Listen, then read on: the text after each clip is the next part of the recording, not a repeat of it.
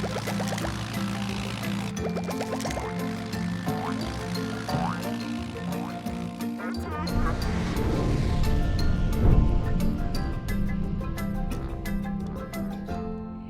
boys and girls. My name is Kathy Phillips, and this is my book, Buddy Bear, that I would like to read to you today.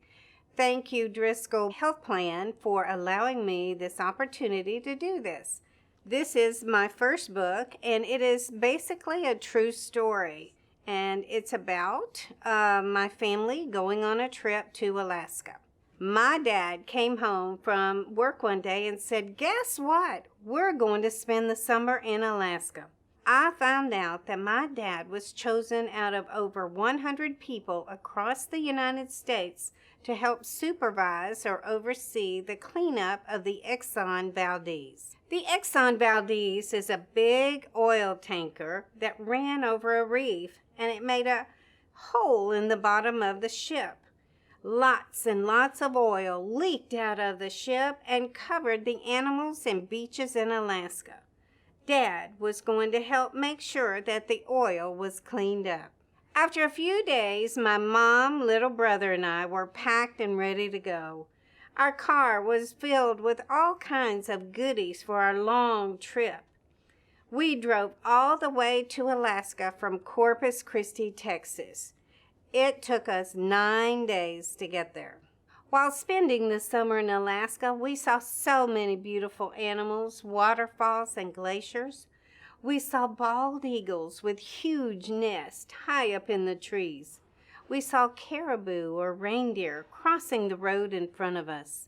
We even saw a mother moose and her baby while hiking in the woods. It was on our way back to Texas when one of the most exciting adventures happened.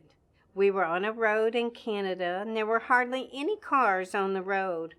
All of a sudden, my dad pulled over to the side of the road and stopped the car. On top of this ridge, a small hill on the side of the road, was a black bear. He was completely black and had a scar in the shape of a C on his forehead. He was eating berries off the bushes. Bears like to eat berries, fish, and other small animals. We sat in the car and just watched the bear for a while. Then the bear decided to go higher up in the woods. We could not see the bear anymore because of the trees and bushes. You'll never guess what my dad did then. Dad grabbed our camera and climbed up the ridge so he could take pictures of the bear. My dad went higher and higher until we could not see him. I was so scared for my dad. We just sat there silently looking for him. We did not know if my dad was safe or not up there with that bear. Suddenly, Dad came out of the woods walking slowly backwards, and he was saying, "Whoa, bear, whoa, bear."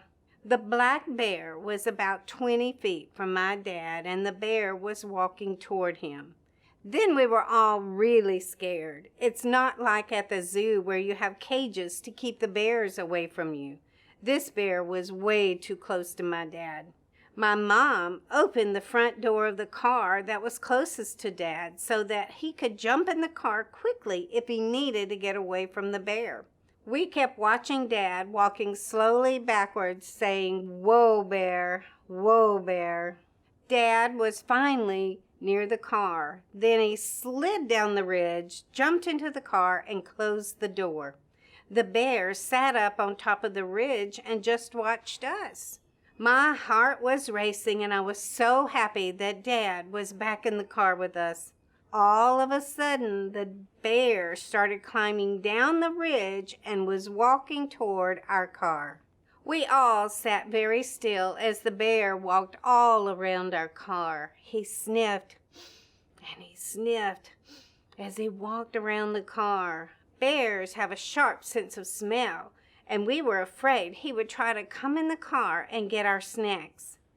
Just as the bear started to rise up and stand on his back legs, another car came down the road.